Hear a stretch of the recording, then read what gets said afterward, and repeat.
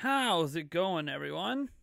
Hope you're having a lovely, lovely weekend. Let me fix the volume of my mic. It's a little low. There we go. That's a bit better. All right. First of all, let me say hi to everyone in the chat.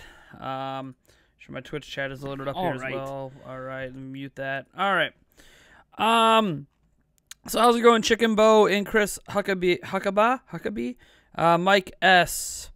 Matt Gretty, M. The Moon, Raymond Legends, Mitchell Clyburn, Cody Shadley, Shiny Big Boo, Raymond Legends, Eric Wolf, Cherry Sar, Raiku Chan.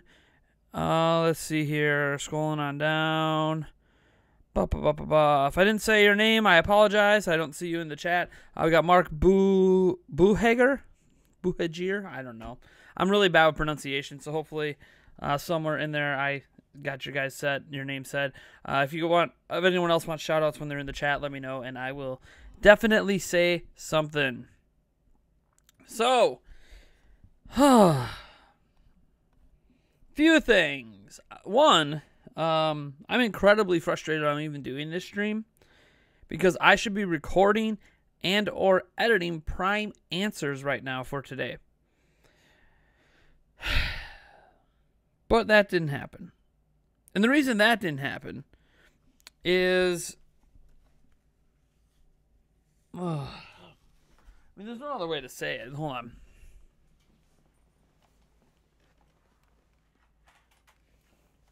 So this is my keyboard. Yes, it's missing a key. Thank my children for that. This is my keyboard. This is a K70 Corsair keyboard. Mechanical keyboard. Absolutely love it. I type super fast on it. Don't even care that it's like a gamer keyboard. That doesn't matter. I like mechanical keyboards for typing. I type a lot faster on mechanical key switches than I do on other switches, on membrane switches, butterfly switches on laptops or on Apple laptops or whatever. I just type super fast with mechanical switches. This stopped working today. Now, that being said, what was frustrating about that is I don't really have a backup keyboard. I used to, but my backup keyboard broke years ago. I used to have like this really cheap Dell wired keyboard. Whatever. So I'm like, well, I have a wireless keyboard. The wireless keyboard right here,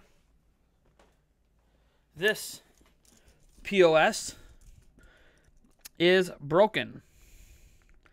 It also does not work. It is a solar keyboard. I left it sit out in the sun today for, I don't know, 3 hours. Still no juice. You know what that means? It's broken. So, don't have a wireless keyboard that works. Don't have a wired keyboard that works. And without a keyboard, it makes it really hard to do things. There's obviously a virtualized keyboard. And That keyboard that was broken actually broke yesterday. If you guys remember the video, let me see. Let me go back here a little bit on my content from yesterday. So if you guys recall the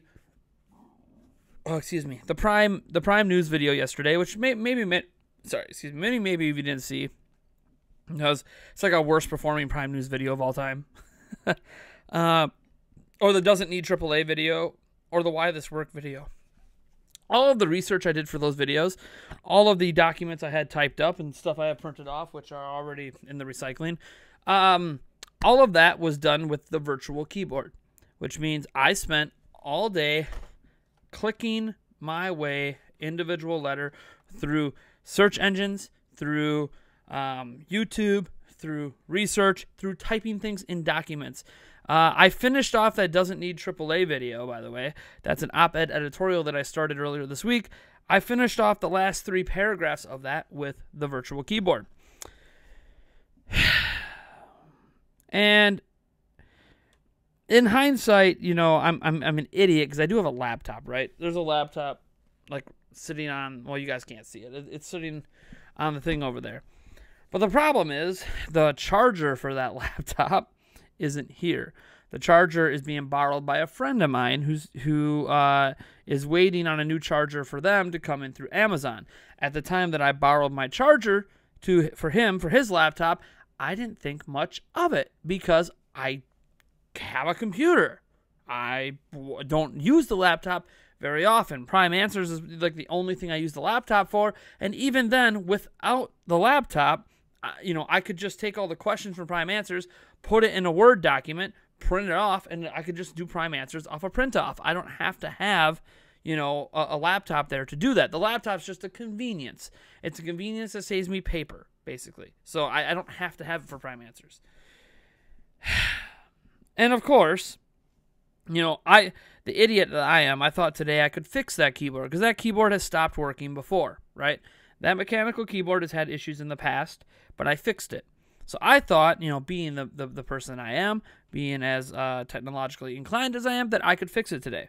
So the little bit of money I did have, I had about $40 or so, I used to buy stuff for the house. We needed more toilet paper, so I got that. My kids needed some medicine, some, you know, ibuprofen, Tylenol, and some cold medicines. They all have little colds. They're not here right now. They're with my mom.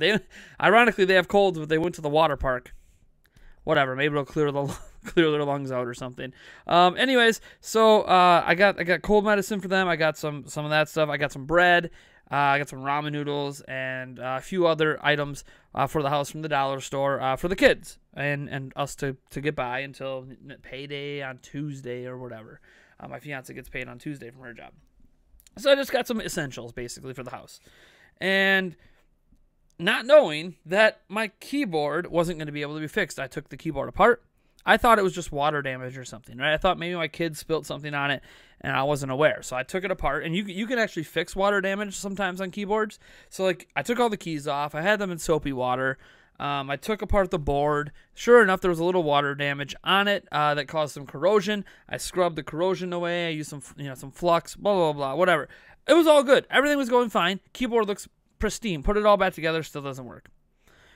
So I think one of the transistors went out. And unfortunately, I don't have the multimeter to test the transistors, so that's whatever. And besides, even if I did, it's not like I have extra transistors and extra parts for that keyboard just laying around.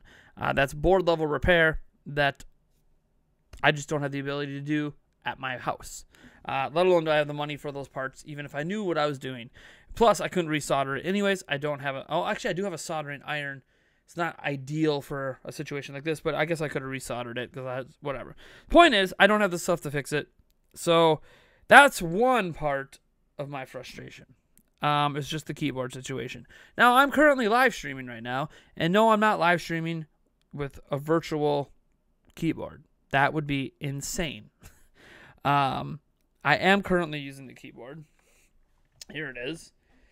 This keyboard, this keyboard has some issues. This is the keyboard I didn't want to use.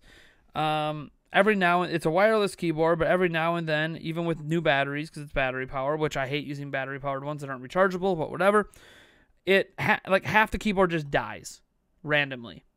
None of the keys stick, thankfully, but it just randomly dies. Some of the buttons don't work. It's incredibly frustrating to use.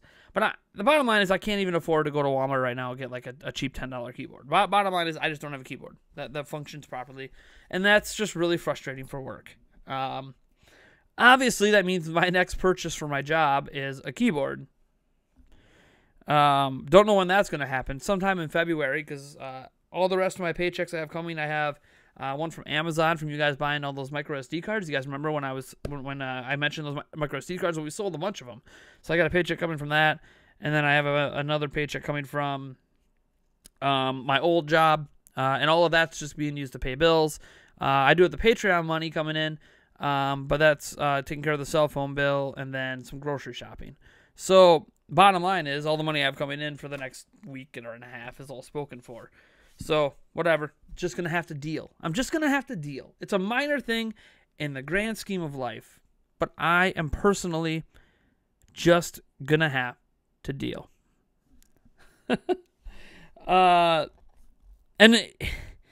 it's not too bad it sucks video editing, because like when the keyboard decides that half of it doesn't want to work, there's like different key combinations I use while I'm editing, and like searching for different effects and searching for like it's just frustrating. It makes this job really unenjoyable.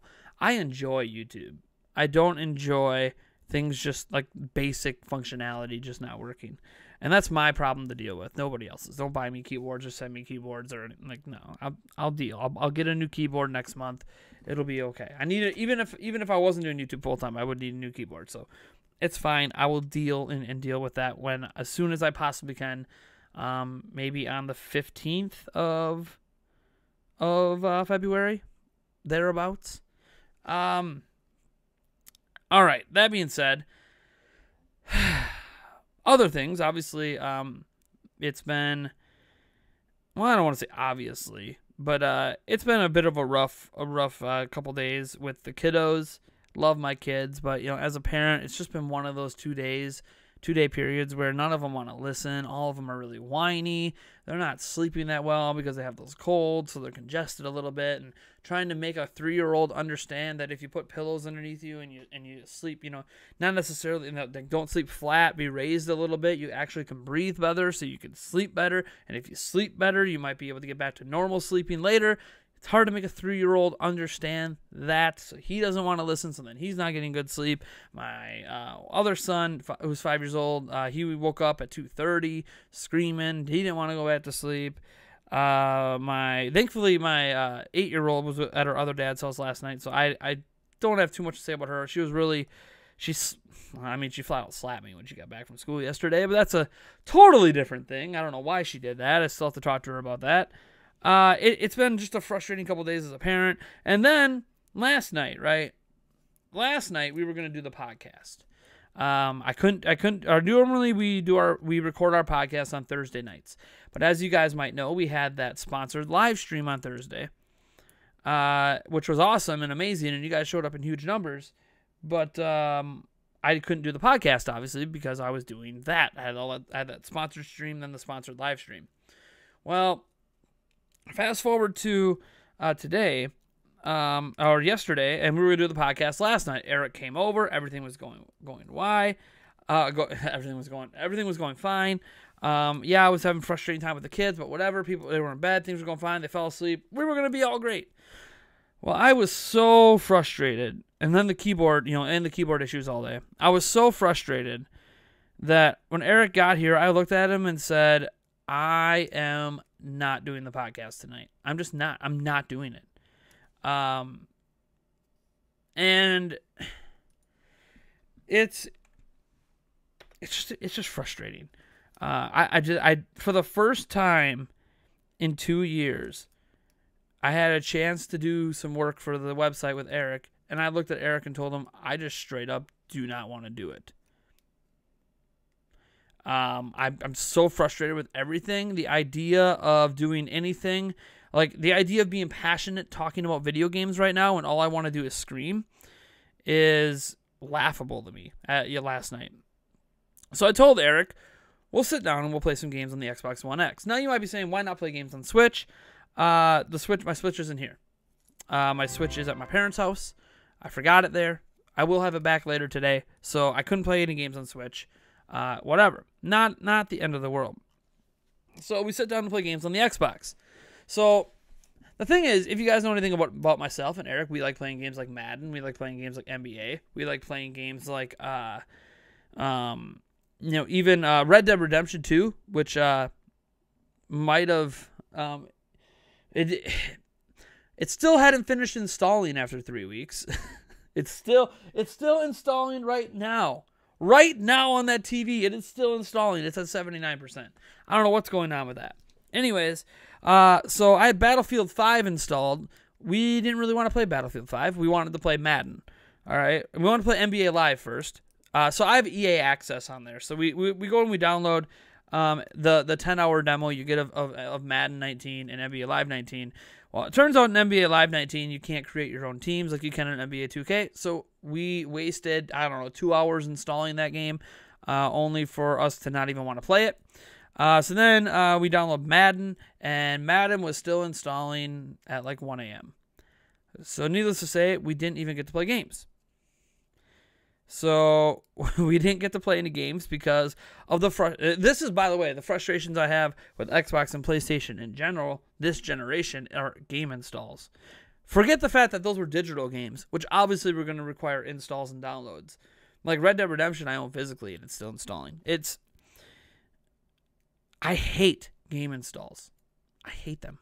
If something can be done to a platform that when you buy a physical media, you do not need to install games and you can just play it off the disc or play it off the cartridge, it needs to be done. This is why, as much as I am frustrated with how some indie games might cost an extra $10 physically on Switch, I don't care.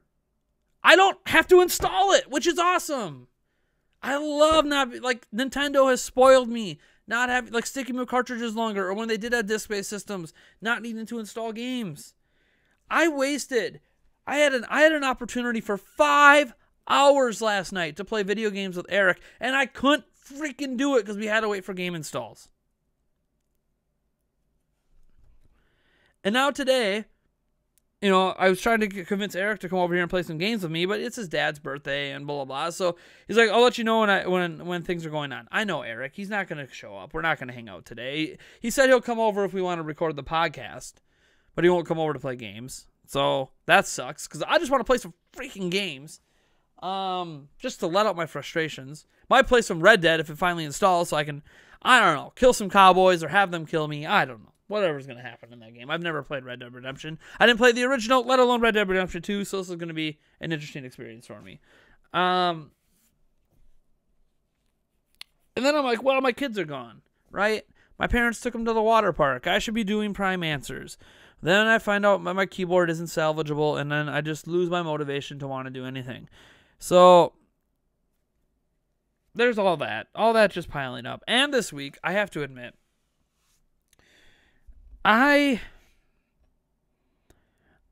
this might have been the first week that I didn't really enjoy some of the videos I did. Mostly because I had to work on other people's time schedules. I'll give you an example. Prime Family. I enjoyed playing games with my kids. I enjoyed playing that carnival games with my kids, sitting on that couch, which is now all repositioned and everything, and playing carnival games. It was actually a lot of fun. I honestly, as a family game, for all ages, my 3-year-old was able to play some of the games in there. It's a great family game. It just is. And for $25, I couldn't suggest it any, it's awesome. But as much as I enjoyed playing it, it took me, 3 hours to edit it. And instead of getting to spread that editing over 2 or 3 weeks, it was hard to find a time to get all my kids together because of school, because of my fiance working, because of all these different things. So getting us all together for where we're all together at the same time was hard. But whatever, that's fine. It was worth it for that. But the very next day after doing that, after playing that game with my kids for a few hours, I had to edit it for 3 hours because they paid me that day and expected the video out that day. And that just threw my entire schedule for a loop. And the day they expected that video was the same day I had those sponsored live streams. Those sponsored live streams had to happen at very specific times, which led to more stress because I had to run my fiance some dinner at like 6:30 at night when that one stream started at 7 and my stream starts at 9 and my kids are awake and I don't know if I'm going to get them in bed in time. I don't know what's going to happen. I don't know if I'm going to be able to pull this off and get it done in time. If I don't get it done in time, I don't get paid. If I don't get paid, I don't know how I'm going to pay my bills.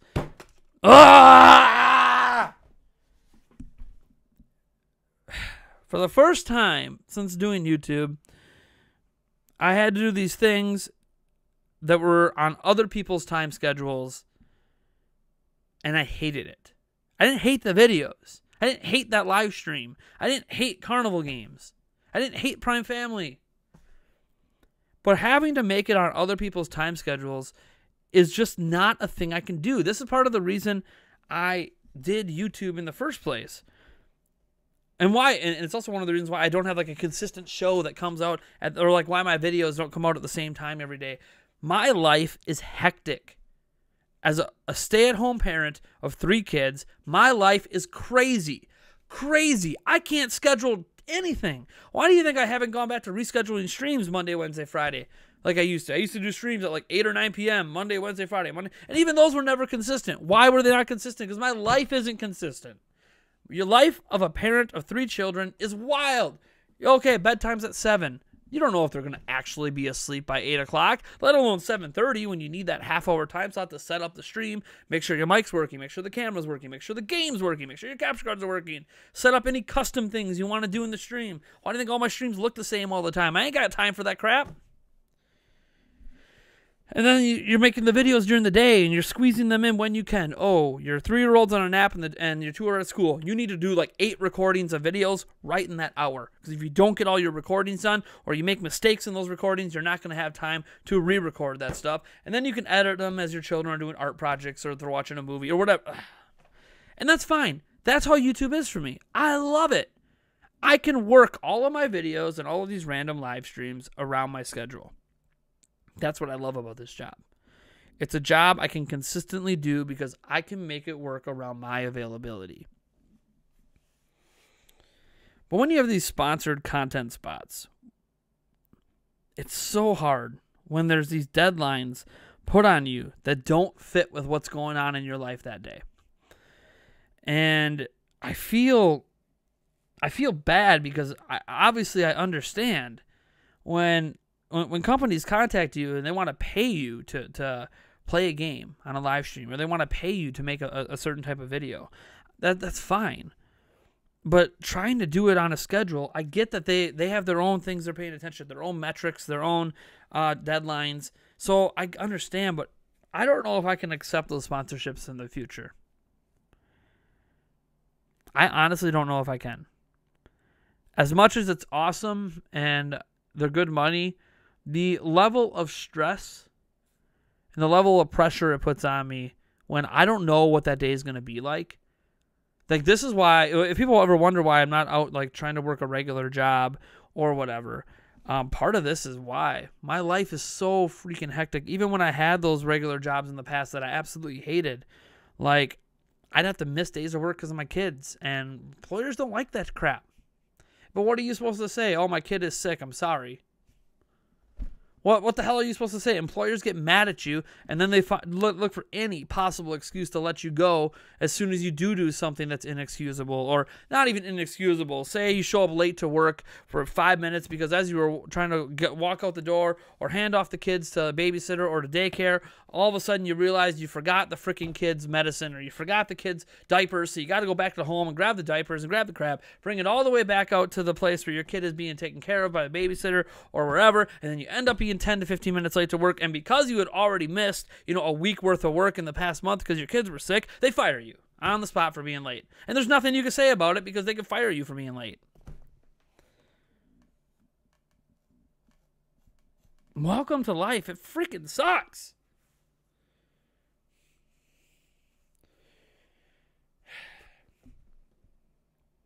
And the thing is, I really love making videos on YouTube. The one thing about this job is it's like one of the things I look forward to the most. Is this job. That when my kid takes a nap and I get to record content I care about, it's awesome. When I'm editing the content, I love it. But it's just working around other people's schedules is just not possible for me. So as much as I want to take on those sponsorships because I'm trying to make YouTube a full-time thing, I don't know if I can take on future sponsorships. And this is nothing against 2K, who sponsored that one video. This is nothing against Idea Factory, who sponsored that live stream. And this is nothing against you guys doing what you do. Like, obviously, I enjoyed here's the thing. I enjoyed recording that video. I didn't enjoy editing it because it became increasingly frustrating, and I was on the scheduled deadline, so I couldn't do what I normally do and be like, okay, let me set that project aside. That's really difficult. Work on something else, come back to it later, and just do it in bits and bytes and then get it out. No, I had to get it all done, so I had to slam and power through it. And then that stream, I enjoyed that game. That Fairy Fencer F game, I actually enjoyed it. And the actual stream part of it, that 3-hour window from 9 to midnight, I really enjoyed. I had a great time streaming it. I had a great time talking to all of you guys. You guys showed up and supported that stream big time, and I can't say thank you enough for that. It was amazing. We even made 30 extra bucks in super chats that night. It was awesome. But man, it was just incredibly frustrating, everything that led up to the stream and then everything immediately after the stream when my kids wake up in the middle of the night. And something, I love the stream, but like my schedule, if I had just done things properly with my kids to get them into a better sleep, they would have never woke up at 1 a.m. But because I kind of rushed it so I could do that damn stream, the kids really weren't in a comfortable position. They weren't in their most relaxed. They didn't have their waters that they normally have so they can take a sip in the middle of the night if they get thirsty. And thus they wake up at 1 a.m. and they're thirsty and they're crying and they're hungry and they're whatever. Because I didn't get to do everything properly before that stream because I needed to start that stream at 9 o'clock. Period. Had to start it at 9. If I don't start it at 9, they don't pay me. So, and it's funny, if I don't, not only do I not start at 9, if that stream doesn't have over 50 live viewers, I don't get paid. So it's like a double whammy of pressure on me, and I hated that. I hated that. See, a stream like this, we have 47 people watching. I don't care if we have 300 people watching or just 10. Like, this isn't sponsored.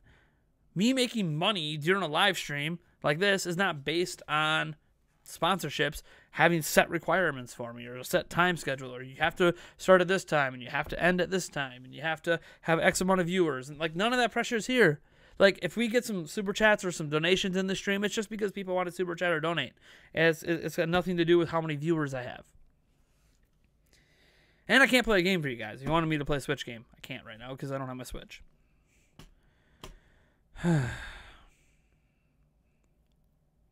You made so much that night, even not counting what the sponsor was paying. I think you can fit it in. I mean, if you want to just talk about the numbers, I streamed for 3 hours and I made $30. YouTube takes 20% of that 30, so that's that cuts out what $6. So $6. So I made $24. Which means I made about $7.50 an hour. I basically made minimum wage for a 3-hour stream. So if you want to talk about you made so much that night, not even counting the sponsor thing, I think you can fit it in. I mean, I made minimum wage, and all of that was based off donations. So like, and that's not. Wait, sorry. Sorry. YouTube takes 30%. My bad.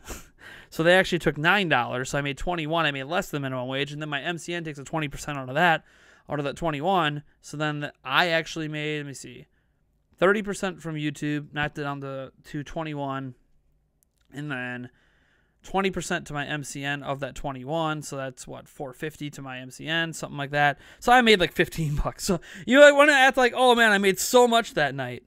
I mean. Sure, I guess if $5 an hour is a lot of money. And granted, this isn't me like hating on you guys for supporting or like complaining about money. The complaint's not about money. The reason I how do I put this?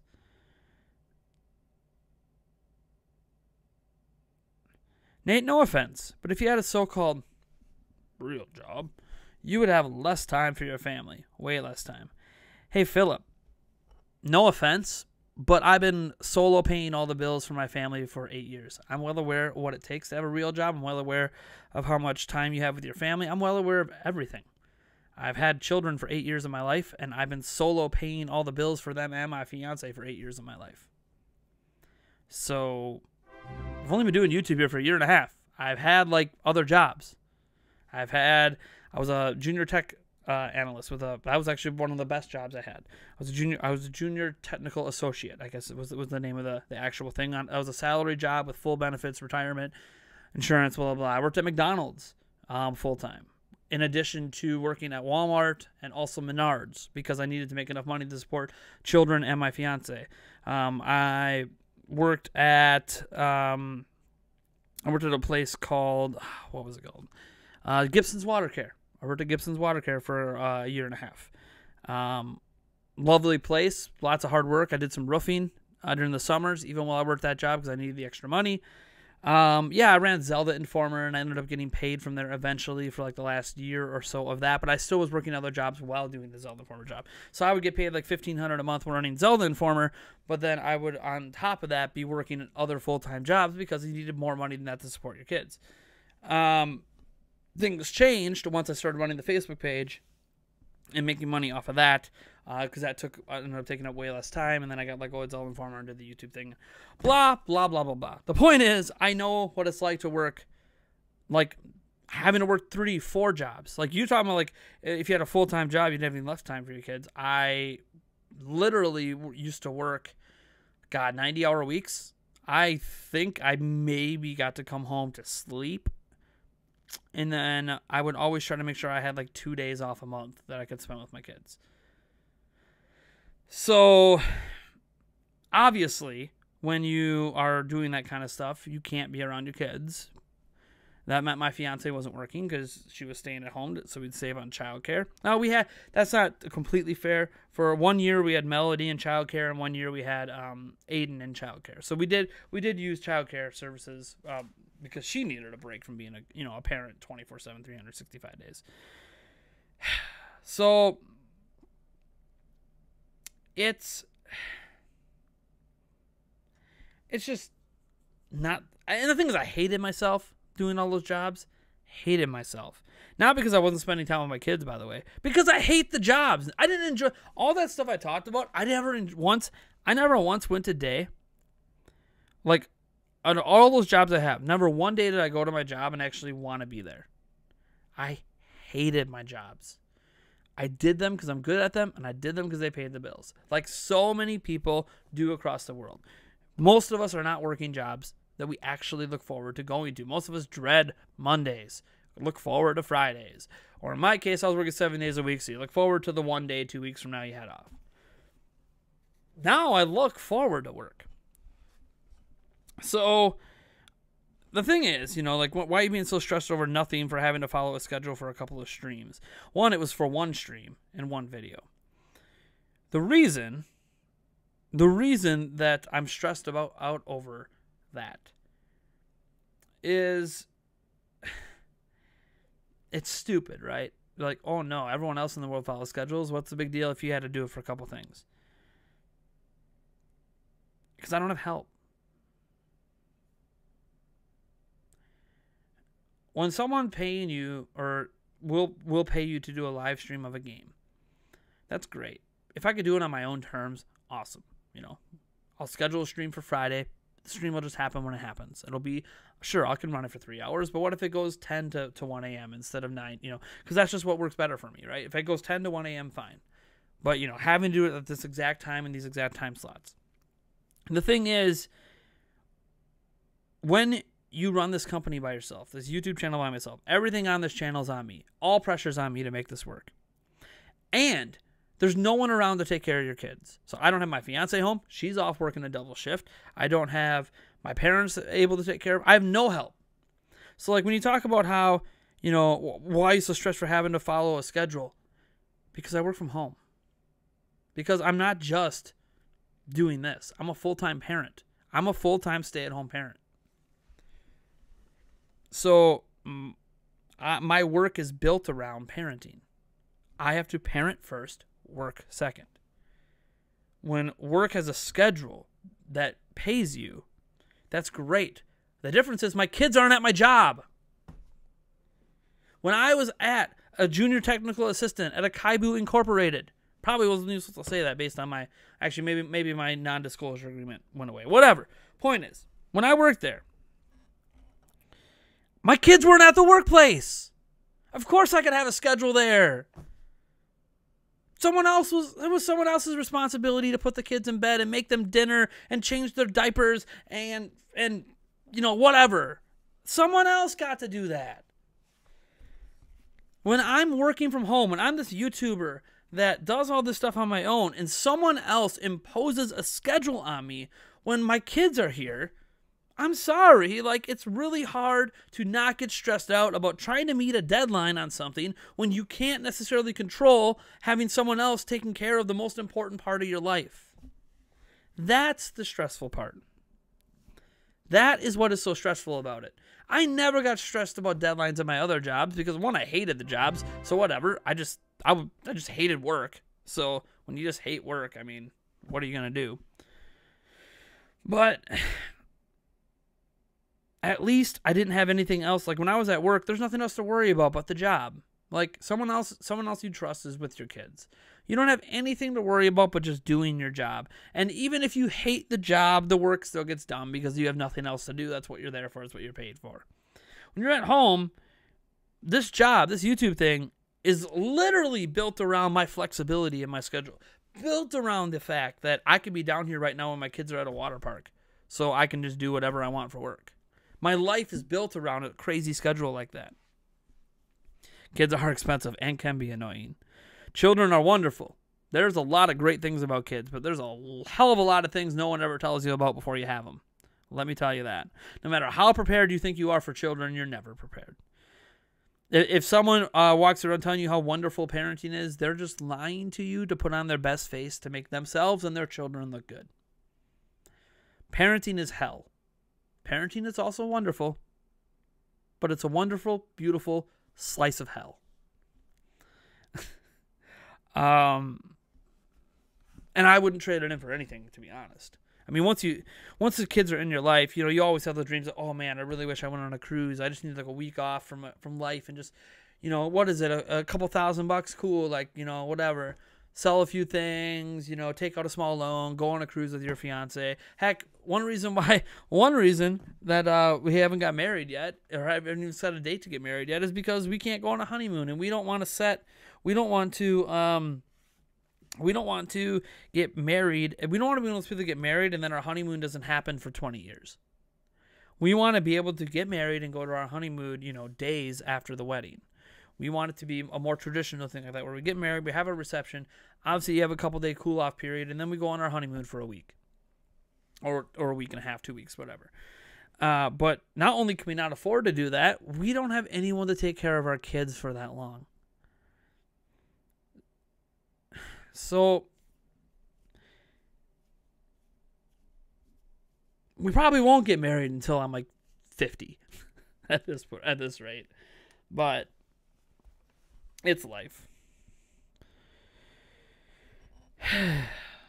Anyways, obviously I just kind of went off on a little tangent there, but my life isn't that hard compared to a lot of other people. So this isn't me like saying like, woe is me, everyone else's life is so gravy. Like, nah, dude, my life is a cakewalk compared to what a lot of people in this world are going through. But man, it gets frustrating at times. And I just feel bad because this is the first week where there were moments when I was working that I didn't want to work. And it's not burnout. It wasn't that I was feeling burned out like some YouTubers get.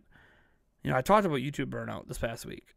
It's because I had pressure from other people to do something when I didn't really have the time to do it.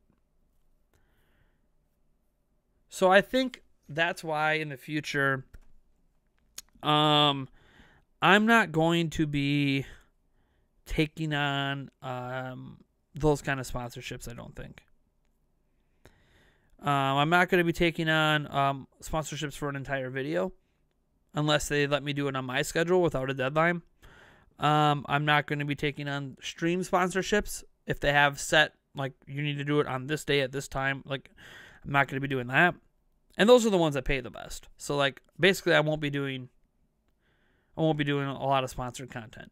I'll still be willing to take on sponsorships that are like, hey, this video is brought to you by Tampax. Are you having bleeding problems? I don't know. I mean, I'll still be willing to take on, you know, those kind of little ads that you can just throw at the beginning of a video, because that's fine. Those usually aren't even on a schedule. Those are just like, hey, look, we'll give you this amount of money to say this thing about our product, or to advertise our product in, you know, 3, 4, 5 videos or whatever. Fine, I'll take on those sponsorships. That doesn't bother me. But those sponsorships usually don't start coming until you're, I don't know, 100K, 200K, getting a lot more viewership than me. So I don't get a lot of those sponsorships. I tried one with a VPN once that I'm never going to do again. That sponsorship was based on people signing up for the VPN service, and I decided that I'm not going to do that. In the future, all sponsorships are going to be, no, you're paying me to even advertise your product. I'm not just going to advertise your product and have all of my money based on commissions, because if that's the case, I have Amazon affiliate links. I could literally start every video and be like, hey, this video was brought to you by this blah, blah, blah Nintendo Switch case. Why don't you head on down to the affiliate link down below and check it out? Like, yeah, I can create those ads myself because I have affiliate links that I can make money off of. I don't need somebody else's affiliate link to make money off. So, like, in hindsight, that sponsorship wasn't that great of a deal. So, definitely take that tampon sponsor. All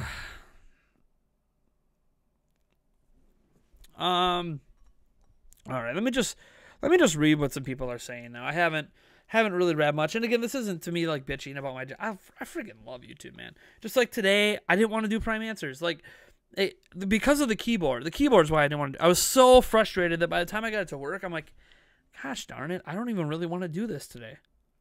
And prime answers is supposed to come out today. And maybe I'll find the motivation later to record the video and get it out. I even at one point for this live stream, I literally had this called Prime Answers Live, and I was just going to do a live version of Prime Answers to make it easier on me today and make it so I don't have to actually edit the video. But, and it's really interesting too, because we actually had a Prime Answers, like some questions sent in through the mail. I checked my P.O. box today. I got a letter in the mail from someone, and they asked a bunch of questions for Prime Answers. It was really, really interesting to have that happen. I never thought anyone would like literally send me a letter in the mail with questions.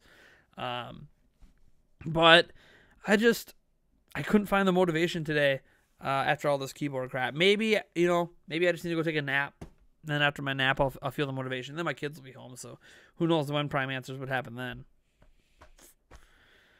I don't know. I just need to get my mojo back. That's why I want. Normally at times like this, I just play games, but like games. I don't have my Switch. I miss my Switch. Gosh darn it! Come on, Switch, come back to me. All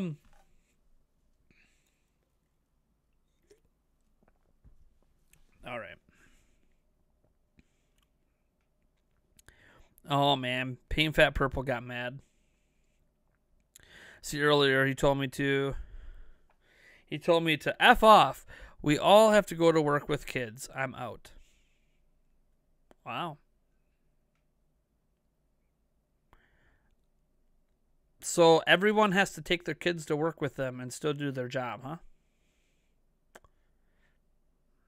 That's a little interesting. I worked all these other jobs. My kids were never with me. Most jobs won't let you have your kids with you. I'm not, like, I'm confused. The only jobs that you usually have your kids with you are, like, the jobs you work from home.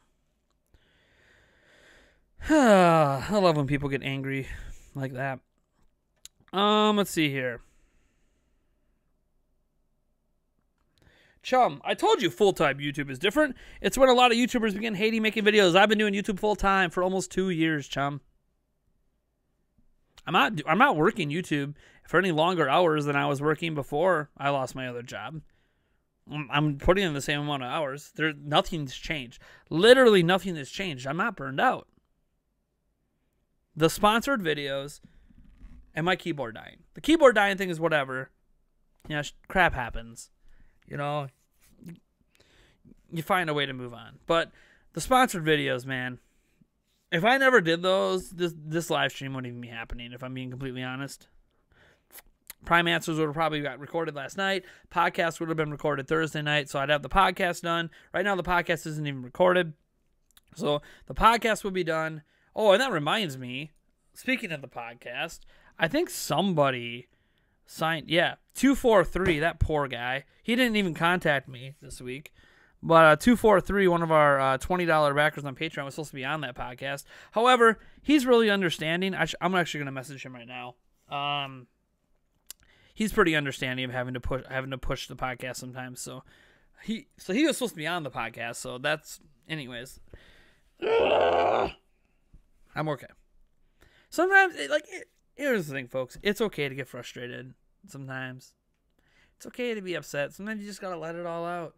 I can't just dump this all on my fiance because she has depression. So she starts to feel really, really bad that she's not helping more, and it's not her fault.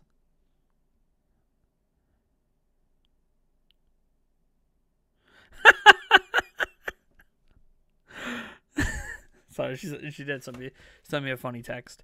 All right, let me scroll down here.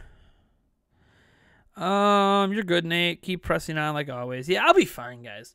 Once I get to de-stress a bit and play some games and get my mind right and everything, it'll be all good. Everything will be fine. I even I was working out today and hoping that was going to help, and I just kind of got more frustrated working out. Ah, great.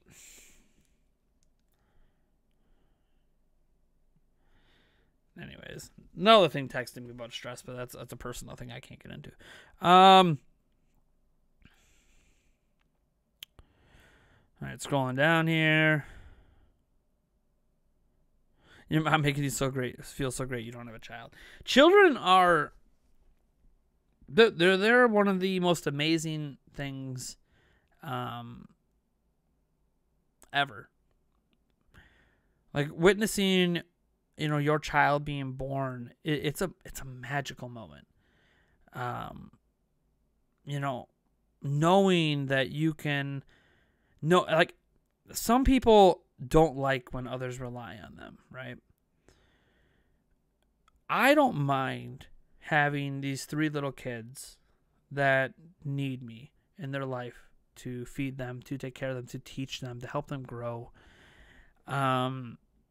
It's magical, man. You have these moments, there's these moments with kids where all of the stress, all of the fighting that might happen, the arguing, all of the defiance, all of the long nights of no sleep, all of it becomes worthwhile for those moments. And as they grow older, those moments tend to happen a bit more often. Because they are more able to take care of themselves a bit more, right? They're able to do chores around the house, or they're able to, whatever. That's kind of the big thing, is doing chores around the house. But even then, going to school and seeing all the amazing things they're learning at school, and then you get some memories from back when you were in school and how things were, and how things are different today, and helping your kids figure out their homework, and when sometimes it's a refresher for you too, that oh my gosh, do I even remember how to do this stuff anymore, because it's been so long since you used some of that stuff. And there's just these moments, you see your kids playing, or jumping on a trampoline, or having fun at a water park like they are right now, or I don't know, just a lot of things, and it's all magical. But man, there's a lot of frustrating moments that happen in between, and gosh, I'm not looking forward to the teenage years, let me tell you. I know what I was like as a teenager, and imagining 3 of me.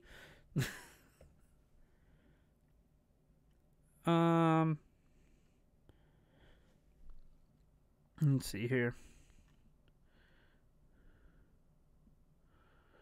Sometimes my brother and sister look desperate when I have my nephews overnight, that they couldn't wait to get rid of them. That look alone makes me refrain from having children.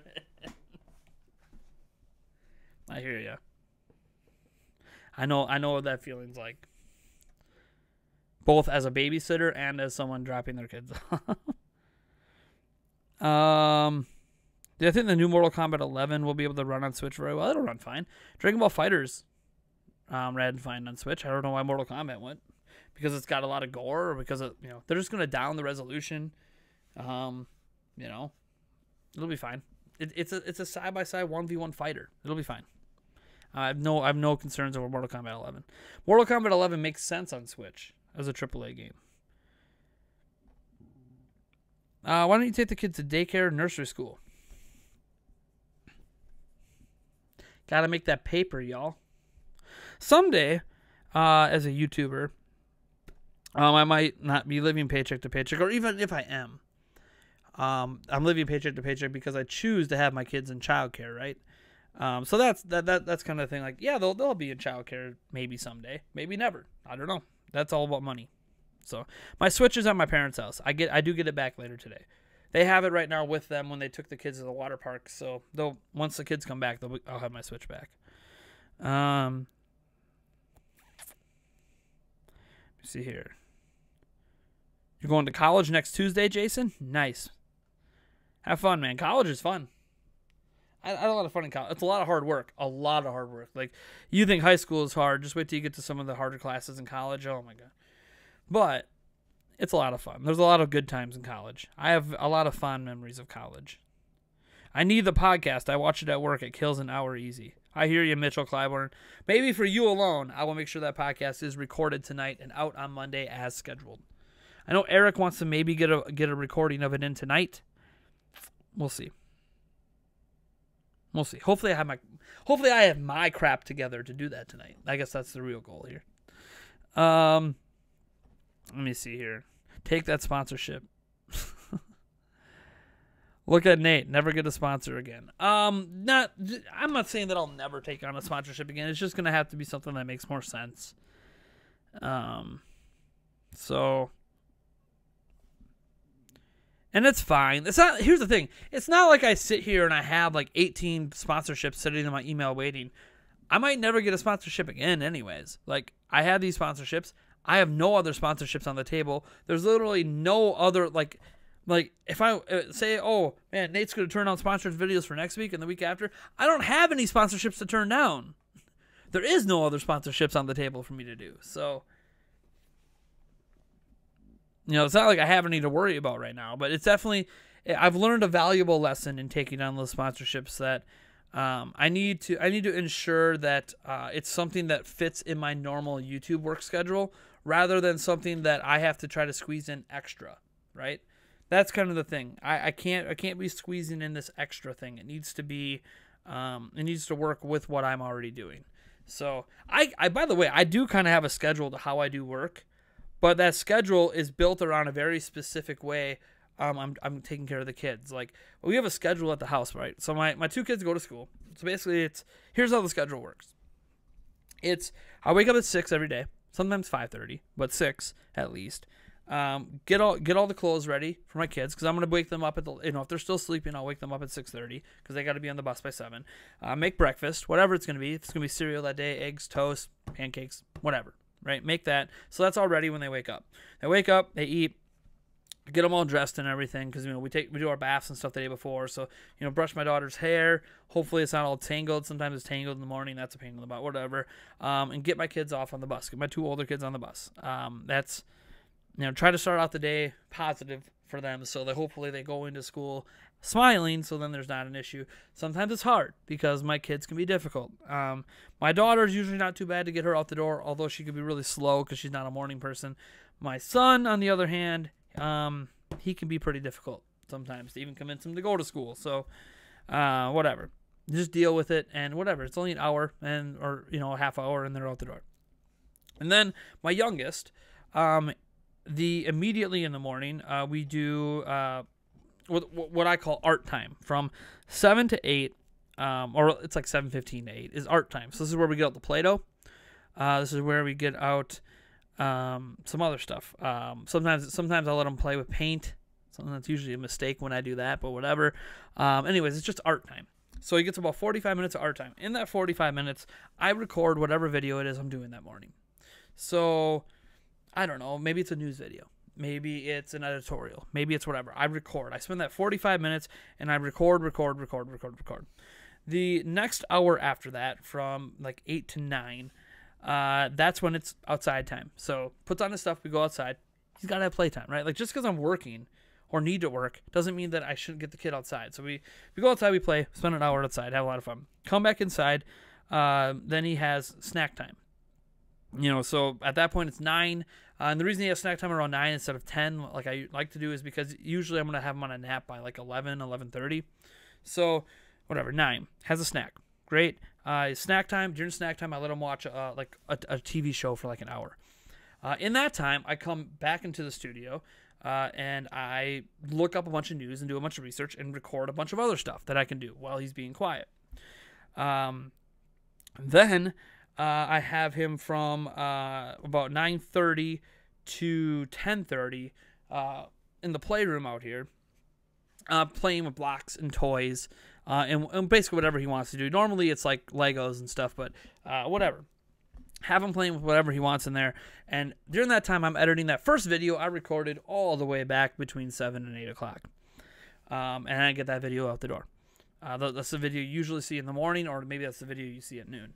The video that I was working on before, that I have recorded, usually I start editing on that, but then I got to stop and I got to go make lunch. I make him lunch from like 10:30 to like 11, a little bit after 11. He eats everything, make sure everything's all cool. Doesn't need any medicine, doesn't need anything. Get him in his room, get him to sleep, hopefully sleep.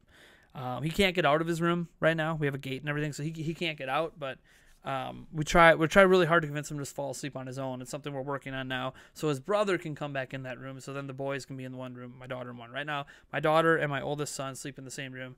I want the boys in the same room, so we gotta get the 3-year-old to the point that he'll fall asleep on his own without me having to put up a gate, basically. So I put him in there, and I come down here, and I edit like crazy, get that video done. Pray I have time to record the next video. Don't always have time for that. So then if I don't have time for that, that's when I'll start working on a review. Example, Let's Go Peach, Let's Go Eevee review I'm still working on. So I'll take whatever time, then if I realize I don't have time for recording, I'll do that. And then he'll wake up about, I don't know, say 1 o'clock.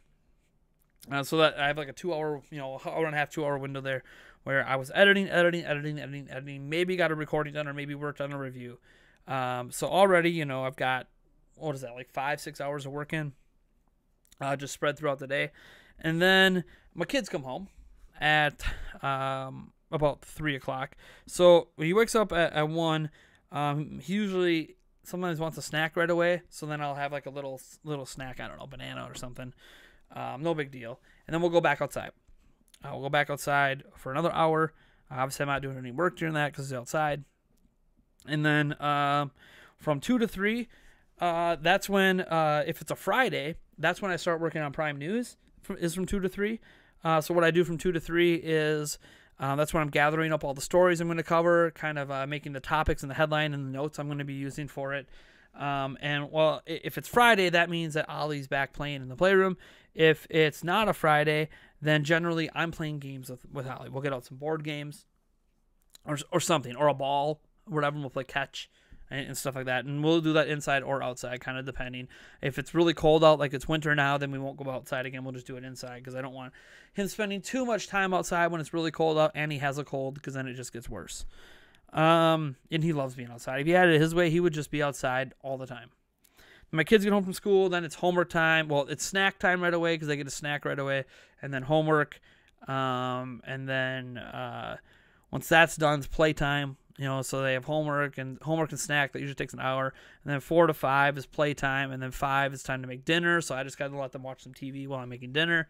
And then dinner and all that stuff. And then it's, then 6 p.m. rolls around. I cook dinner. It takes about a half hour, 45 minutes. They eat. They're done by like 6:15.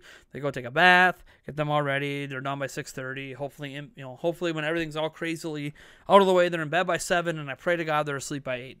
And then from 8 until like 2 a.m., I'm working on YouTube. Sometimes there's a live stream in there. Oftentimes there's a live stream in there.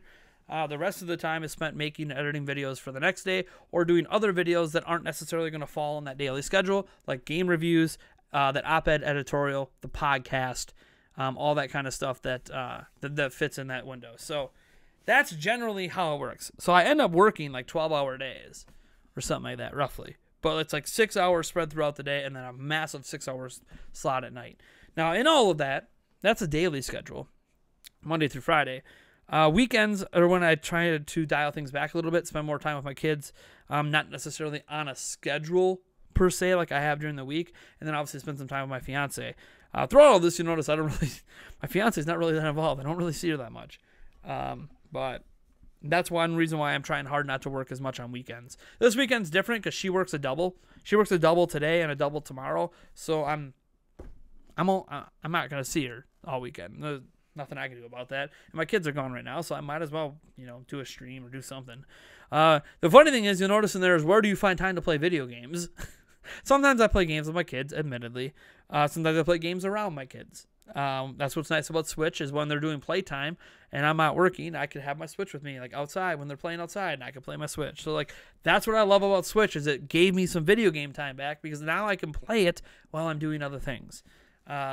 Just can't let myself get too distracted, because you are watching your children after all. Making sure they're not fighting, making sure nothing's happening, they're not running off, going in the neighbor's yard, whatever. Eventually, I should probably finish building the fence. We have like a partial fence in the backyard. I probably should just fence in the whole backyard and make it a little easier on myself. But anyways, that's kind of like my day. That's kind of how this channel runs. And it's so easy to do that. But when you have to squeeze in these scheduled things, it doesn't always fit in that nice, convenient schedule I've made for myself, that I've built my life around. And when I have to get off of that schedule, oh man, that's when things go off kilter. Nate, I think what he probably meant is that having kids doesn't exempt any parent from having to work these days. Never said it did. Never said it did. Here's the thing. I think what happened, what gets confusing here when I complain about the sponsorships and the schedule of the sponsorships, I just kind of explained how my work schedule goes and how everything works for me and how this channel is able to be done. What gets lost in there is, there's things that happen that are out of my control. There's things that happen that change that schedule on the daily sometimes. And a lot of those things that happen are things that with my kids. Maybe there's a concert or a performance, right? Something like that. There's a practice. There's a swimming lesson. There's other things going on that kind of change the schedule and mess with things a bit. Boy Scouts, Cub Scouts, blah, blah, blah. But I can adjust. I don't mind adjusting to my kids or adjusting to my fiance. Like, they are the most important thing in the world to me. A sponsored video that someone's paying me to do that I wouldn't be making otherwise is not really that important to me. Does that make sense? This job's important to me, but I do this job around my family. A sponsored video is like working a job at another place. It's another, it's like me having that job at McDonald's. So it doesn't matter what's going on. You still work 2 to 10. Like,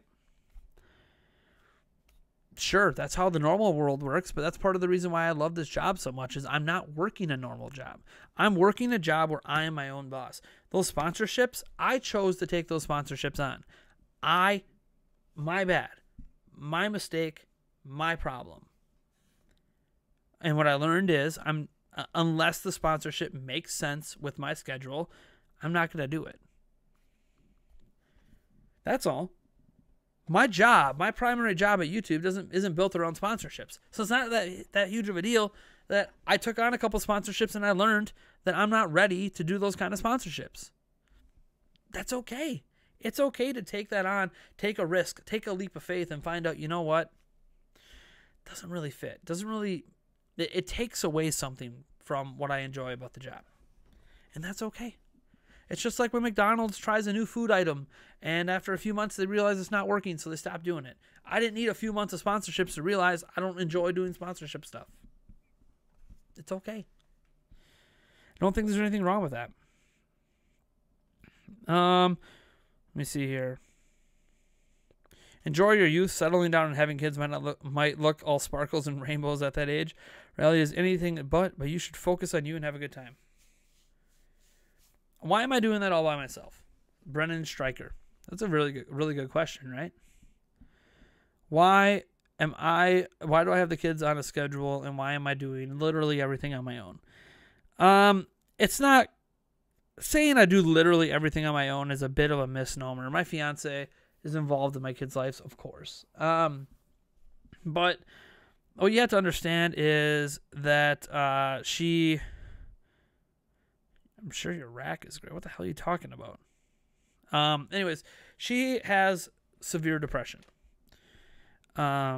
She has severe depression, sleep apnea, and some other things I can't get into. That causes her she needs like 14 hours of sleep a day. She just needs 14 hours of sleep a day. So say she doesn't work until 2 to 10, right? Say she literally does not work until 2 to 10. That's her shift is 2 to 10, which is what it usually is. This weekend she's working doubles. Normally it's 2 to 10. She actually just had 4 days off in a row. But anyways, so she works 2 to 10. Great. So you figure, I have help all morning, right? No. She's not waking up till noon. Maybe. And by the time she wakes up at noon and gets out of bed and finally gets some food in her stomach and gets showered and gets her makeup done and gets all that stuff, gets all ready, she's off to work. Where was my help? Oh, and by the way, when she woke up at noon, that's in the middle of nap time. So where was my help? Where was the help again? Oh, right. She slept through to the time I needed help. And then she's gone when I need help again later. So, I mean, that's the reality. She is, that's the reality of her life. Now, even when she had the 4 days off, she had Monday, Tuesday, Wednesday off, something like that, or Sunday, Monday, Tuesday, Wednesday, which is a miracle for her to have 4 days off in a row. It's a miracle for anyone to have 4 days off in a row. She tried to help. She tried to watch the kids. If you noticed, my content production ramped up a little bit during that time because I had a little bit more time to do stuff during the day.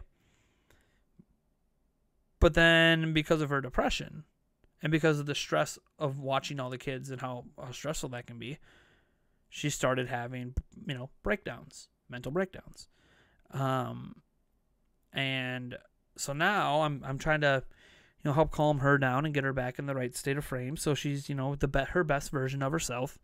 And on top of that, part of that is me telling her, well, maybe you should go get out of the house and go spend some time with your friends. I'll take care of the kids. Welcome to my life. So that's why I just try to take on all the responsibilities in the world because I can handle it. It's stressful, and I have moments like this where I'm freaking out. Like, if my keyboard would have just worked today, if I would have put all that work in, I spent an hour cleaning that keyboard to try to make it work. If it would have just worked, I would have been fine. But, one thing after another, it just piles up. And you get to this point where you just kind of need to let it all out sometimes. And again, I'm not going to do that to my fiance because she has depression. I'm not going to do it to my best friend, Eric, because he has depression too. I don't know what it is about me attracting people around me that have depression. It's kind of weird. One of my other good friends has depression too. What? I must be a good listener. I don't know. I must have a thing for people that are maybe as messed up as I am. I don't know. Let's see here. When do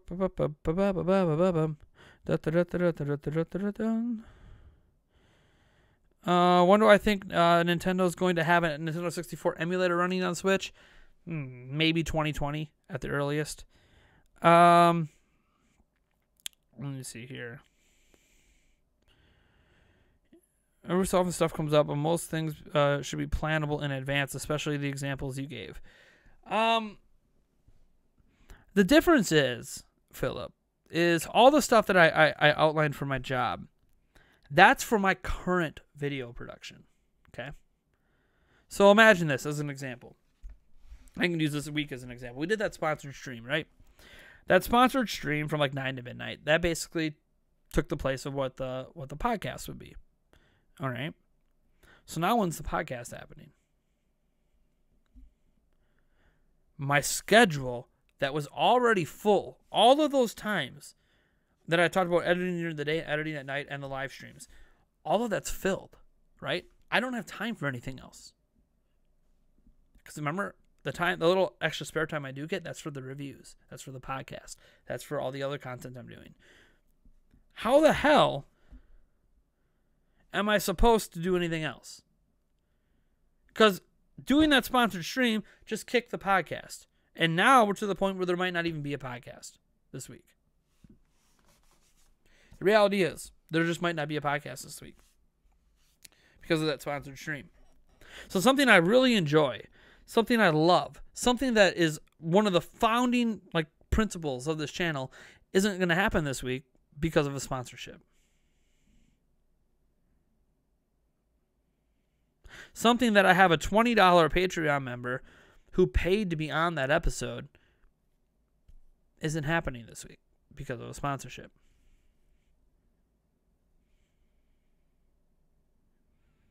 That's not okay. It's just not okay. I don't care if 243 is understanding of it. It doesn't matter.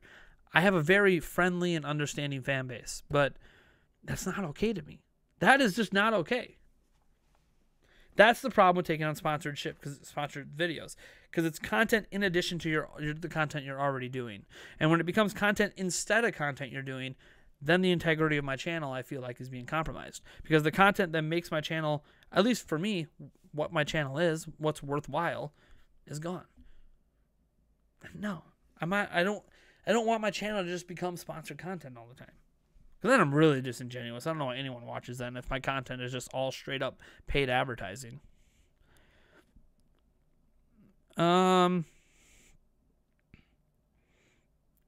My titties are nothing special. The only redeeming quality is that they are identical to one another, and if you poke them, they bounce back. Jesus. Is that what you guys are talking about in this? To be fair, them being the exact same size, I find to be an unusual thing. Most women, this is just even men, when we have our big old man boobs, there's always one that's slightly bigger than the other. So to have them both the same size and be symmetrical, I guess, is good for you. Good for you. And the fact that they bounce back like Jello, good for you, because that's not true of all of them either. Jesus Christ. What is happening in this chat right now in the middle of a Saturday? Is this what happens if I stream during the day on Saturdays more often? Is this what would happen in the chat? What is going on? Let's see here. The greatest chat on earth. Why don't you guys go to DMs or something? Yuck. Jesus. Too much gaming can cause depression. Too much of anything can cause depression. The thing is, I don't really think gaming itself causes depression. It's more so, just like, work itself, I don't think causes depression. I don't think, stress on its own causes depression. Sometimes depression's a chemical imbalance. Usually that's the medical depression is sometimes you're just born that way. My fiance was born that way. So she was born with deficiencies in her chemical makeup. And when you're born that way, that's one of the hardest versions of depression to deal with, because your body for your entire life hasn't been producing enough of certain chemicals.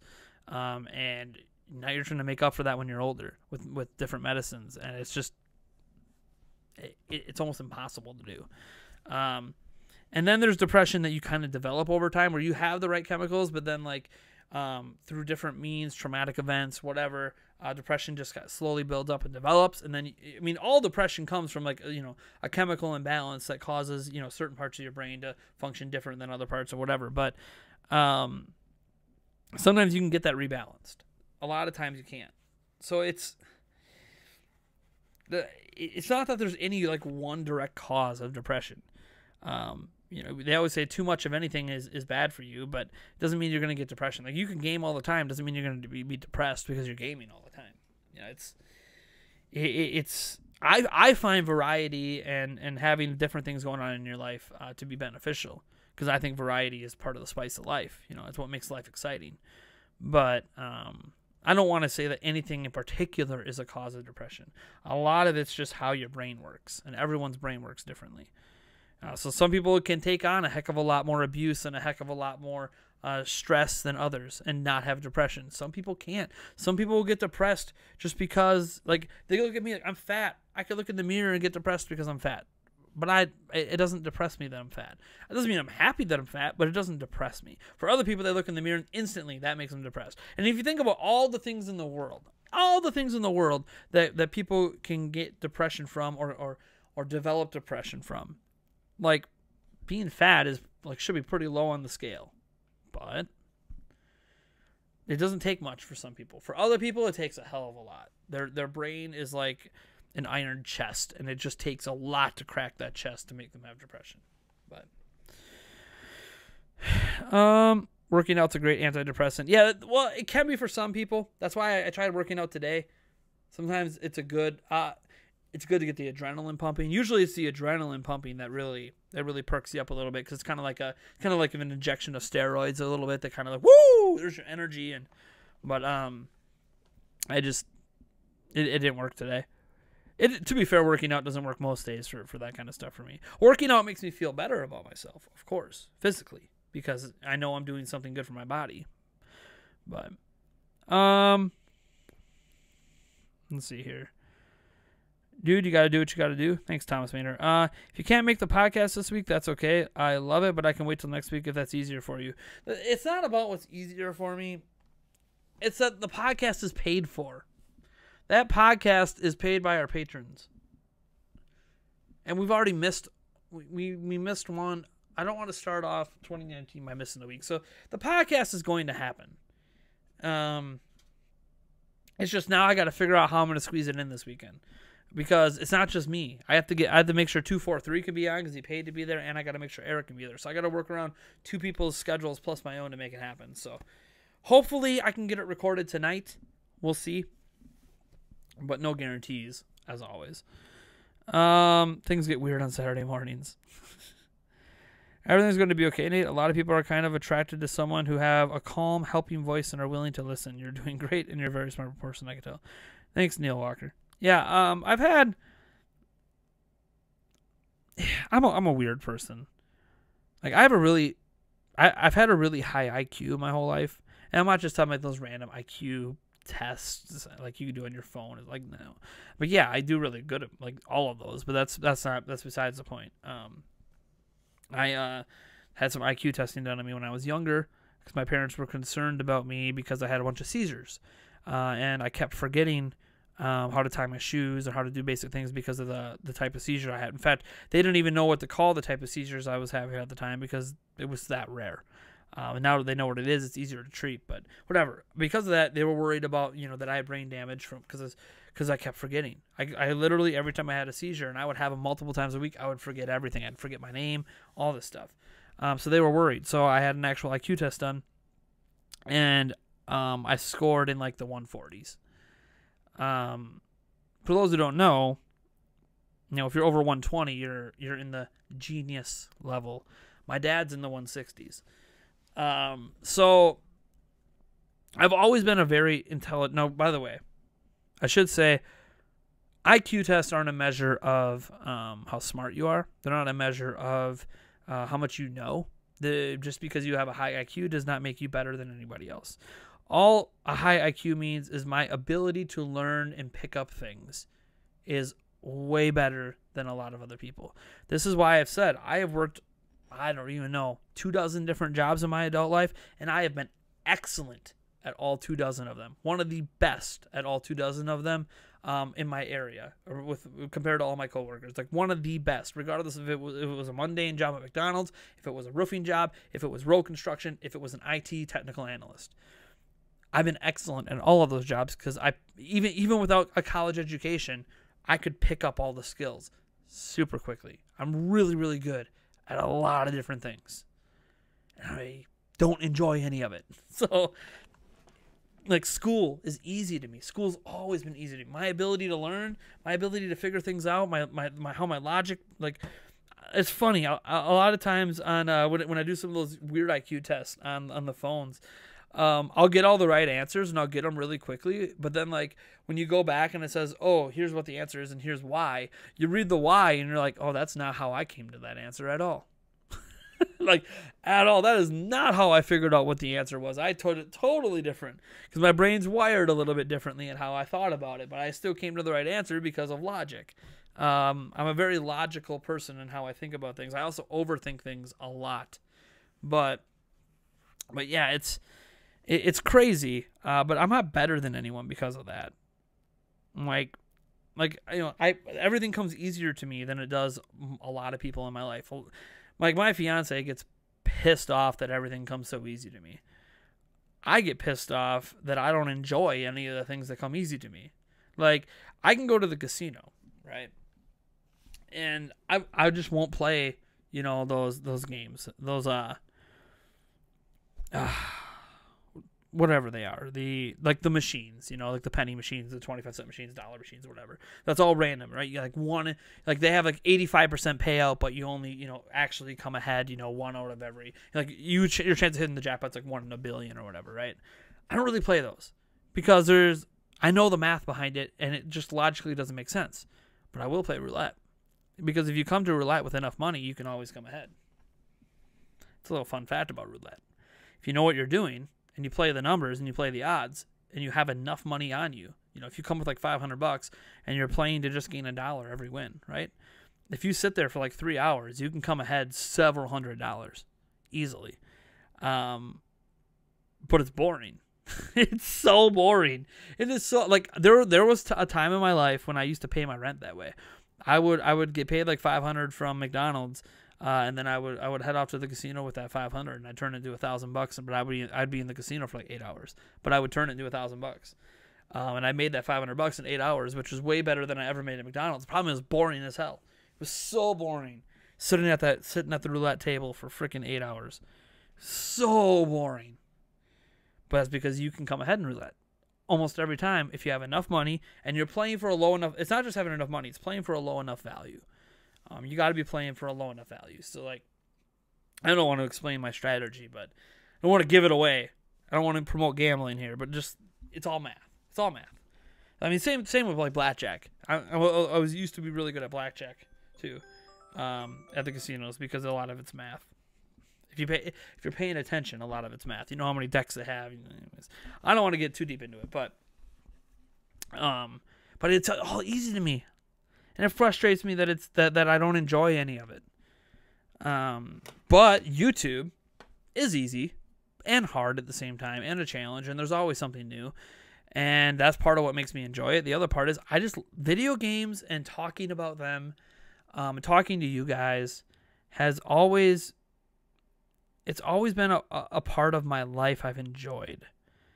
And now being able to do that and make money and try to make a living out of it is magical, man. It really is. It's unbelievable, to be completely honest, that I'm this lucky to have kind of fell into this job. I literally fell into it. This was supposed to be nothing. This was just supposed to be something like everyone else. You start on the side, you do it on the side, a few hundred people watch, you're good. That's all this was ever supposed to be. I was supposed to finish off college and keep working all those mundane jobs I hate. But then this became something. It's awesome. It's awesome thinking back at how all the steps that led to this becoming something. Everything's going to be okay. I already read that. Let's see here.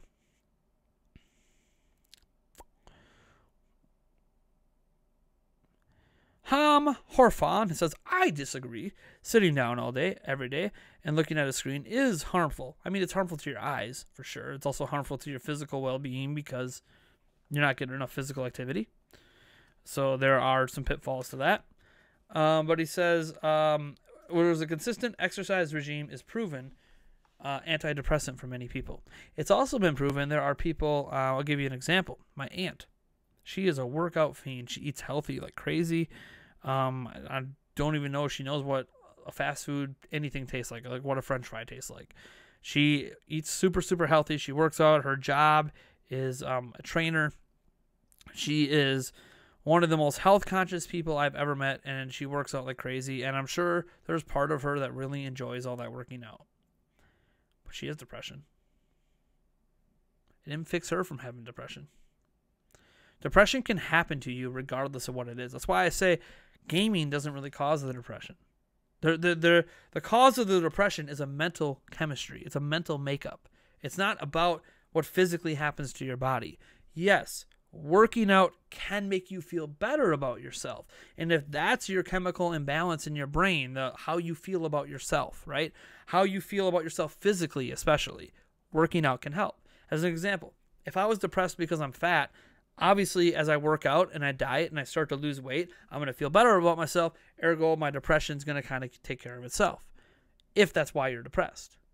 If that's not why you're depressed, and you're already in good shape, like an athlete, working out is not really fixing it. It's not doing anything for you because that's not why you're depressed. You're not depressed over your body. You're depressed over something else. Something else in your body's making, or something else in your life is making your brain chemically unbalanced. Maybe it's your relationship. Maybe it's your kids. Maybe it's your job. Maybe it's, I don't know. Maybe it's everything. Maybe everything just piles up. So you have to understand is, while it's a healthier lifestyle, while there are plenty of people who do work out as a way to de-stress, the fact is they're still getting stressed. So like, it's not fixing the stress, right? Everyone's different. That's the thing. That's why there's not like a cure to depression. There is no such thing as a cure to depression. There's Band-Aids. You could try 17,000 different antidepressant medicines and none of them might help. Therapy doesn't always help. Like depression sucks. I'm so glad that I wasn't born with depression like my fiance is, because that's the hardest form to deal with, because you were literally born deficient of something. And that's, God, I can't imagine what it would be like to live a day in her brain. Like, I think I understand how her brain works now after 8 years, but I still really don't. Like, I couldn't imagine spending a day in that head.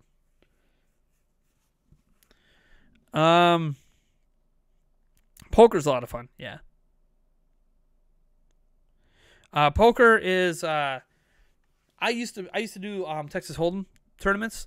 Yeah, I got really good at that. I got really damn good at that. But yeah, poker's a lot more fun. That is, more, I'd argue poker's more skillful, cause there's less of a luck factor involved. A lot of it's paying attention. Counting. I don't want to say counting cards per se. That helps more in blackjack than it does in poker. But you can get really, really good at poker. And there's a lot of skill, and that can be fun. But like, it's not like the kind of fun that I saw myself, oh, I should just be a professional poker player or something. It's just like roulette. Like, roulette's easier to figure out, but because it's easier, it's really boring. Like, you could figure out how to come ahead in roulette very easily. There's multiple known strategies to come ahead in roulette, but it's so boring. And a lot of it is really time consuming, unless you're rich. Like, if you are rich, then you can afford to do higher amounts. Like, I'm not rich, so I'm only trying to gain $1 every win. So that means if I come ahead $500, that means I won roulette 500 times. So like, it's such a pain in the butt.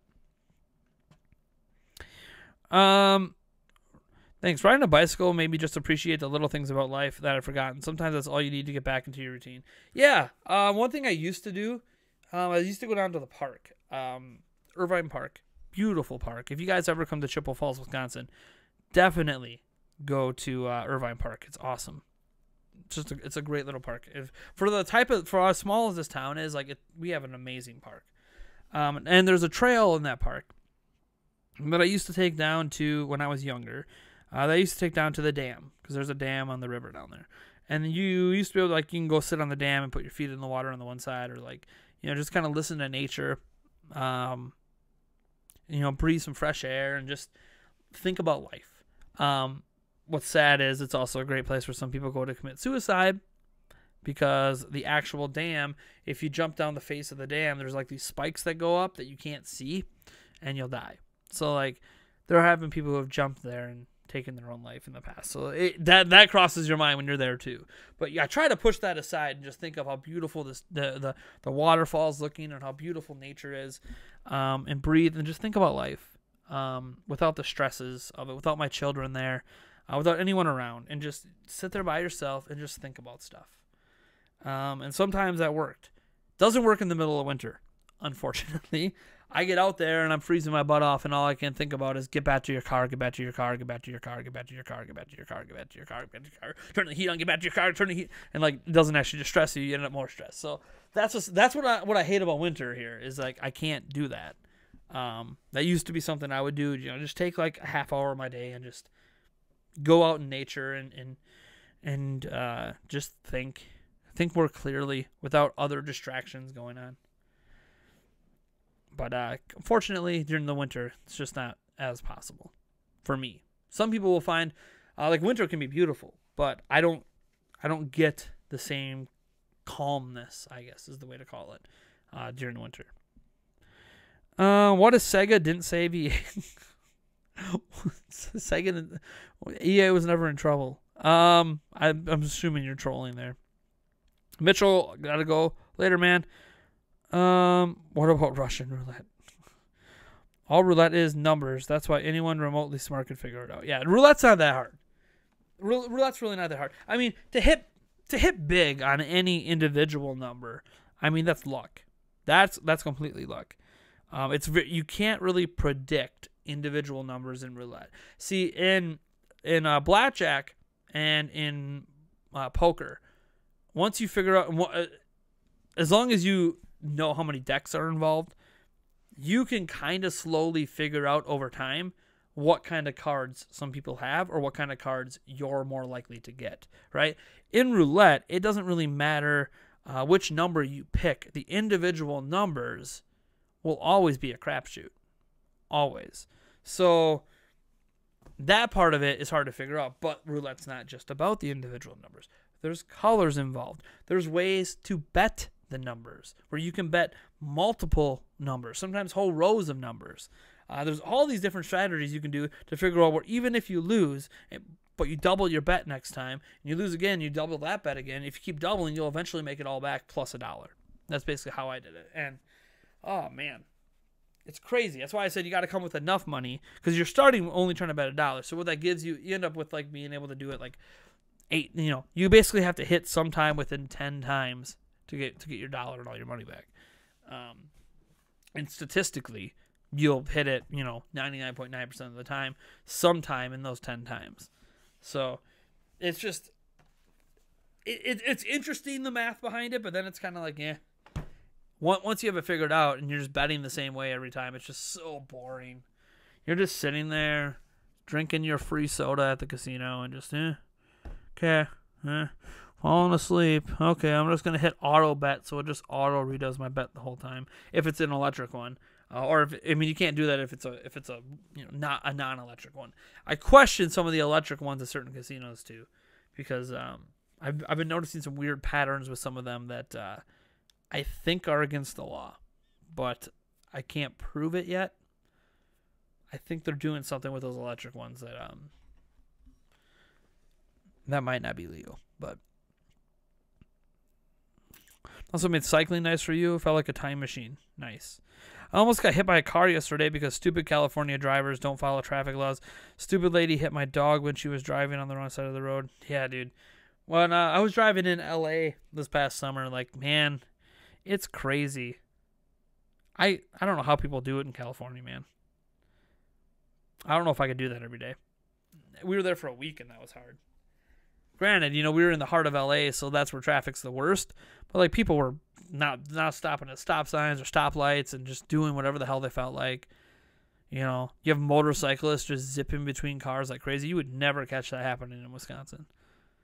Like we have motorcyclists, they don't zip between cars. It's against the law. They don't do it. It's dangerous. But I would like to see the next evolution of 2D Mario Bros. A Metroidvania open-world type game, as I feel the series is getting old. I think an interesting direction for Mario is, you guys remember New Super Mario 3D World and 3D Land? I think that's a nice direction for the future of 2D Mario. Like, that's a really traditional type of Mario game, but it brought it into a new direction. And I think they need to keep exploring that. Just my opinion. Maybe you hate those games. I don't know. But to me, that's the way they should be doing Mario games. Like the traditional kind of side-scrolling ones like that. Like that. Well, the thing about the electronic or computerized gambling is that technically you know, so because some people feel like they're changing it like here, like, oh, they changed it on a Saturday night versus a Monday night or whatever.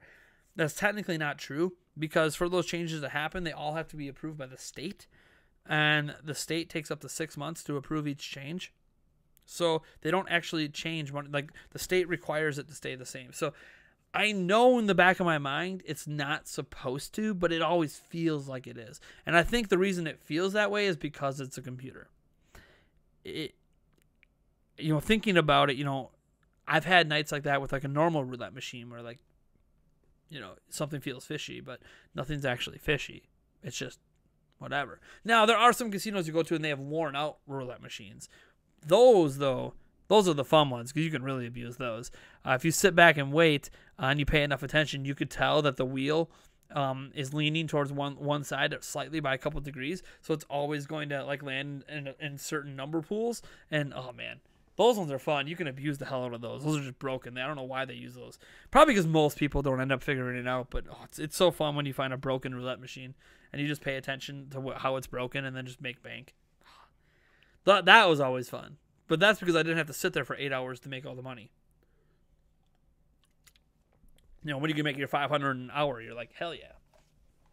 God, the things I used to do when I was so dirt poor that I had to rely on gambling to try to make a living. And I'm not going to lie, there was one time I did lose my money.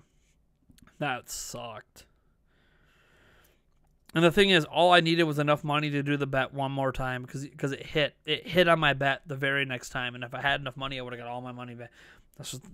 There's still some luck involved. There still is, but you can make the numbers in your favor. And that night, I was like one bet short of having everything go my way. But you know, that's what gambling is. That's right, Surge.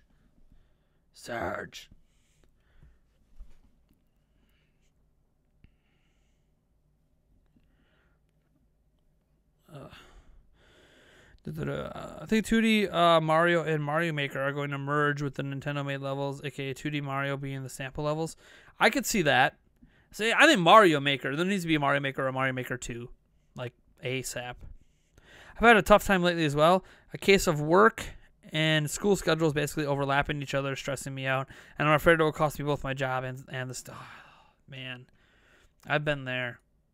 I ended up choosing work over the studies at the time because I can always go back to school, but I couldn't afford to not have a place to live. Does that make sense? So, like, it was either lose my job and not have a place to live, or keep my job but have to drop out of school, right? You can always go back to school, but I can't always go ahead and pay rent. That's one reason why, like, even now when I do some college courses, it's all online, all on my own schedule, all when I can do it, rather than working on the school schedule, right? But that's for me. That doesn't work for everyone. Some people absolutely cannot do schooling online because they can't keep themselves motivated. They need that classroom setting. They need the teamwork. They need the motivation of being in a school. So I get it. Like, it's not for everyone. Gambling, the origin of RNGSS. Wow, using an army. Wow, using an R. Kelly lyric right now. Did I just use an R. Kelly lyric? I don't even know. Some of these lyrics from songs are just like embedded in my brain for my whole life. So they just come out. Don't really think about it much. It's just part of my life, part of my culture. And I realized what R. Kelly's been accused of. I know. It's not the first time he's been accused of it either. So.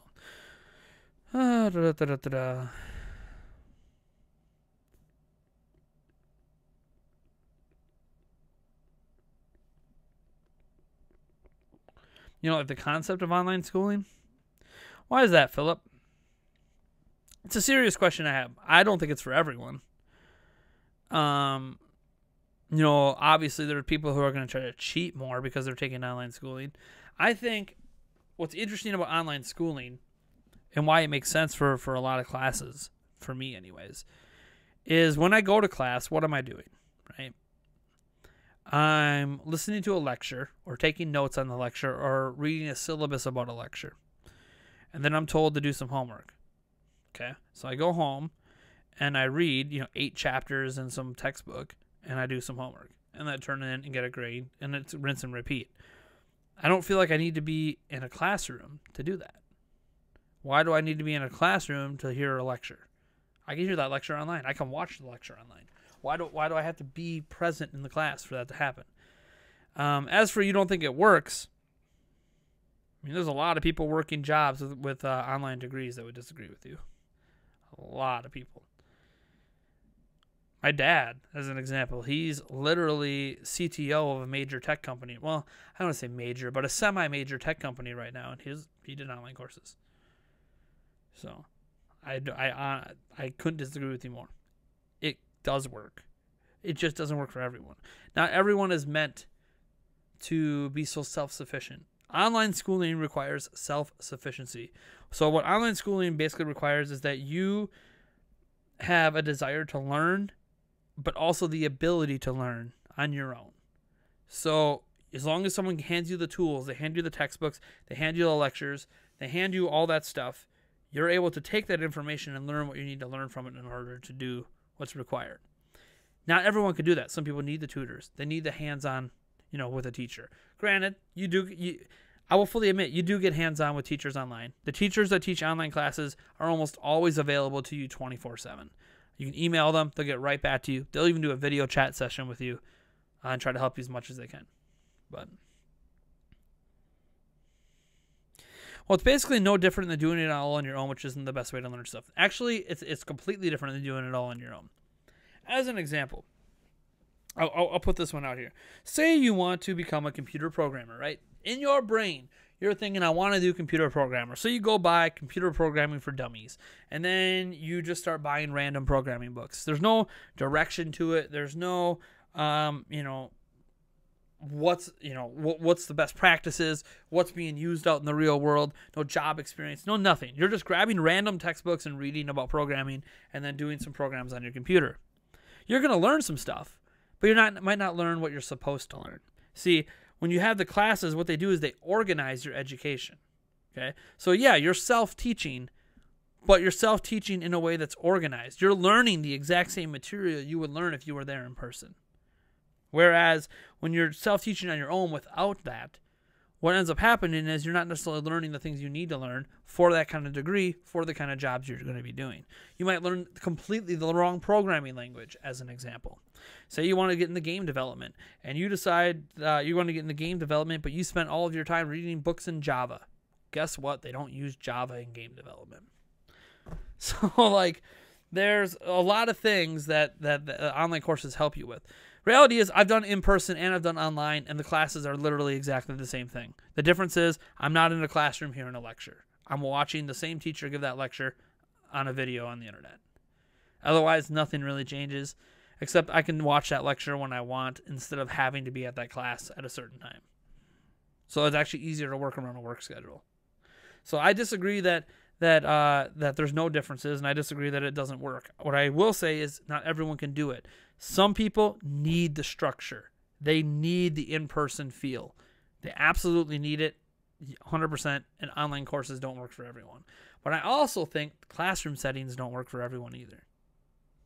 There are people that feel held back by classrooms, feel stressed by the classroom environment. Again, everyone's different. That's really the lesson to take out of that. Everyone is different. I think learning by doing is more beneficial than learning by formal class. That's true too. For some people.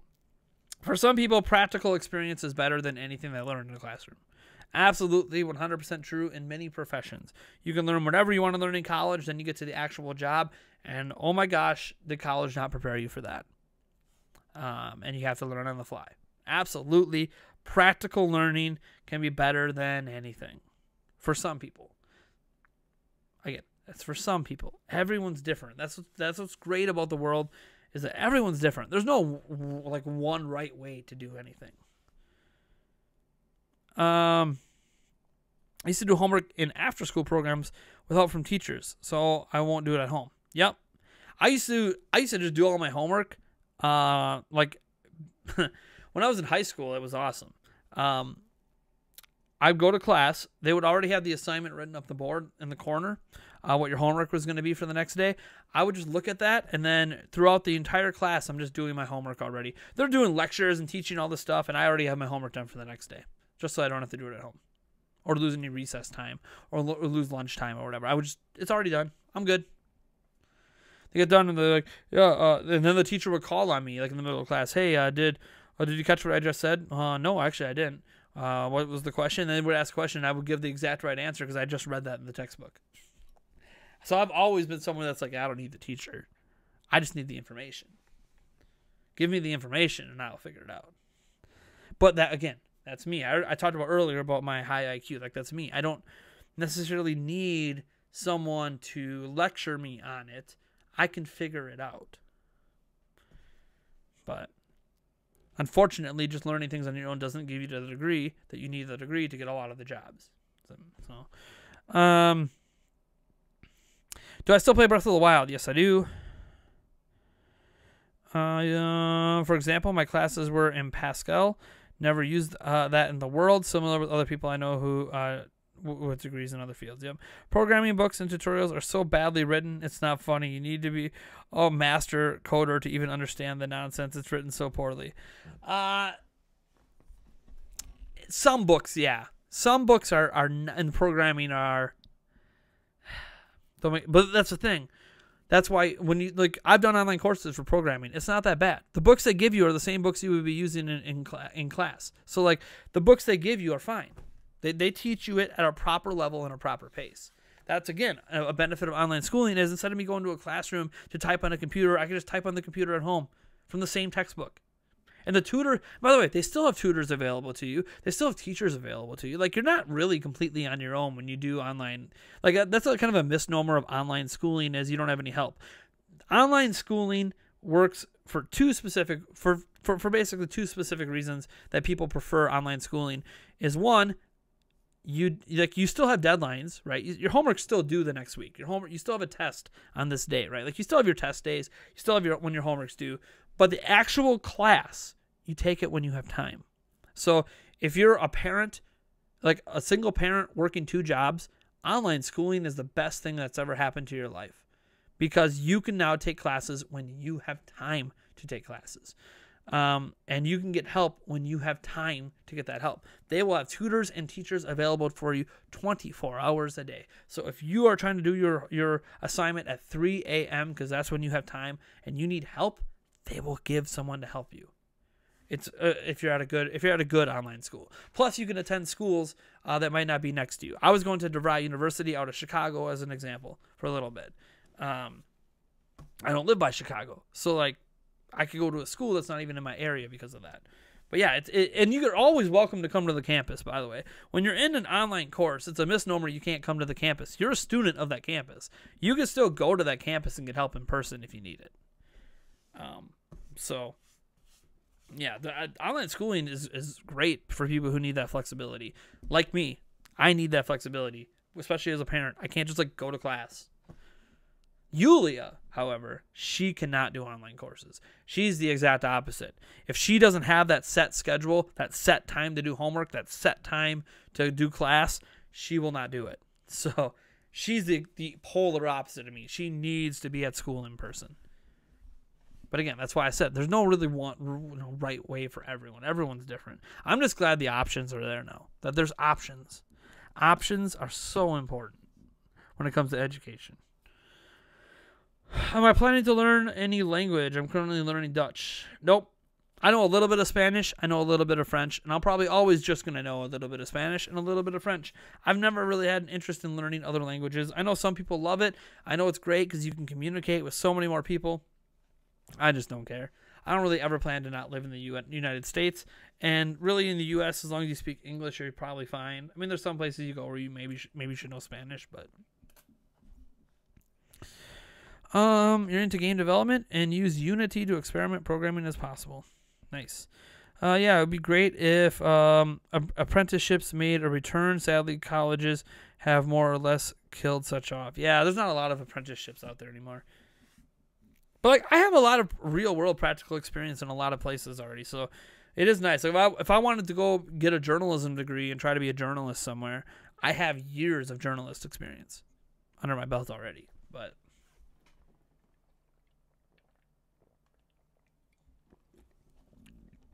Oh yeah, that, I know you're still allowed to go. Yeah, because you're still a student. You get a student ID. You get student discounts at places that give you student, like Amazon Prime. You get a student discount. It's awesome.